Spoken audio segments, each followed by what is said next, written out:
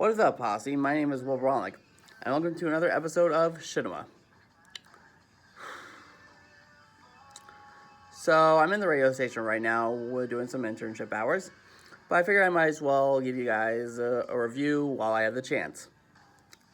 So, for those that know, I did an episode of the first Birdemic for t-ema a while ago.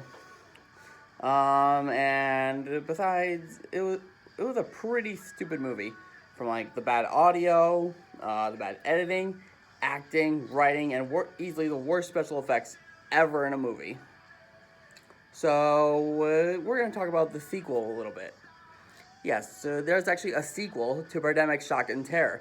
It's called Birdemic 2: The Resurrection. Now, I will give the second one credit. While it's not great, I mean, it's not good, but it's a slight improvement from the first one. Like,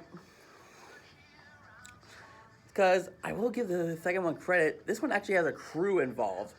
When the first one, I think there's only like, 3 people involved in backstage? This one actually feels like it's a legit movie. I mean, granted, the special effects still aren't anything spectacular. It still is better than the piece of crap, like Photoshop stuff we've seen in the first one.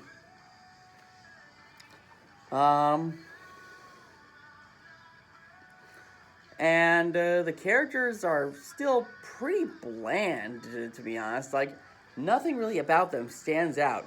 In fact, the opening shot, or the opening few minutes of this movie, is almost the exact same thing as the first one, except with somebody driving, it's actually somebody walking to a restaurant, not driving. But it just opens the same. The middle is just about the same, which actually, by the way, the middle is pretty stupid once the birds start attacking, because they get resurrected from this evil rain or whatever that just brings them all back from the dead, like brings them back from tar. And oh yeah, there's also this subplot of a giant jumbo jellyfish that's pretty silly. And the worst part is it's never mentioned again. I mean, I don't know if James Nguyen accepted the fact that his movie, the first Birdemic, was not that great, and that he just decided to go all out on this movie and just have fun with it. Or he really still thinks that this movie is an absolute masterpiece like the first one was. And there was also zombies in this one. Yes, you heard me correctly. There are zombies in the second Birdemic. Like, I'm starting to think this is just one of those movies where you just check your brain at the door and just, have fun with this, because you're not supposed to take this seriously at all. In fact, you weren't supposed to take the first Birdemic all that serious either. And like I said before, the special effects aren't all that great, but it's a slight improvement than what we got in the first one.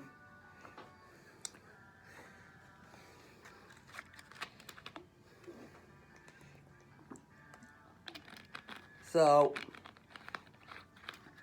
besides all of that stuff, this is a pretty silly movie. I mean, you guys have probably seen the video on our channel of me adding in Power Rangers music to that one fight scene in Birdemic 2. That's because, I watched that scene and I'm like, it seems like the scene is missing something. And I just made the joke of adding in the Power Rangers scene because of how sloppy the fighting is. And I'm not dissing Power Rangers at all. I actually love Power Rangers growing up.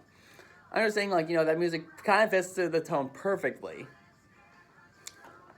But, besides, with the exception of all that, it's still a pretty bad film.